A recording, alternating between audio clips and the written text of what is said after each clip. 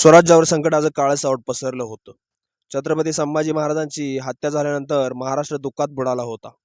औरंगजेब लाखोच्या सैन्यासह महाराष्ट्रात फिरत होता आणि मराठ्यांचं अस्तित्व संपवण्याचा प्रयत्न करत होता.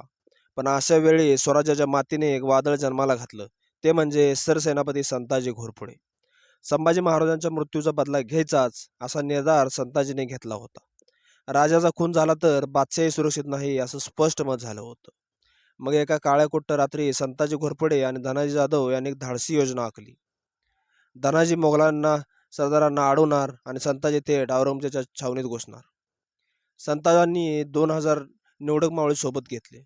बहिर्जी घोरपडे, मालोजी घोरपडे आणि विठोजी चव्हाण हे शूरवीर त्यांच्या सोबत होते. जेजुरीत खंडोबाचं दर्शन घेऊन हे सैन्य तुळजापूरच्या दिशेने निघालं.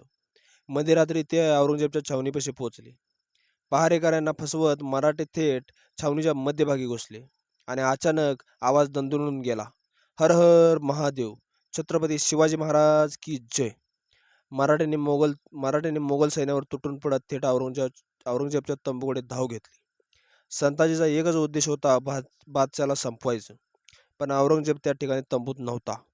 तरीही संताजी थांबले नाहीत आणि बादशाच्या तंबूवरील सोन्याचे कळस तलवारीने कापून खाली पाडले. हिंदुस्थानच्या बादशाचा तंबू जमिनीवर लोळत होता. लाखोंच्या सैन्यात घुसून मराठ्यांनी औरंगजेबाचा अभिमान चिरडला होता. या एका पराक्रमामुळे मराठ्यांच्या मनात पुन्हा जिद्द निर्माण झाली. मोगलांच्या मनात मात्र संताजींची दहशत बसली. इतिहासकार लिहितो की संताजी विरुद्ध लढायला मोगल सरदार घाबरत होते. संताजी घोरपडे फक्त सरदार नव्हते, ते स्वराज्यासाठी पेटलेलं वादळ होतं. तुम्हाला संताजी घोरपडे यांच्या अशा आणखी पराक्रमाच्या कथा ऐकायच्या असतील तर लोकवार्ता चॅनल नक्की सबस्क्राईब करा. व्हिडिओ आवडला असेल व्हिडिओ लाईक, शेअर आणि कमेंट करायला विसरू नका. जय हिंद, जय महाराष्ट्र.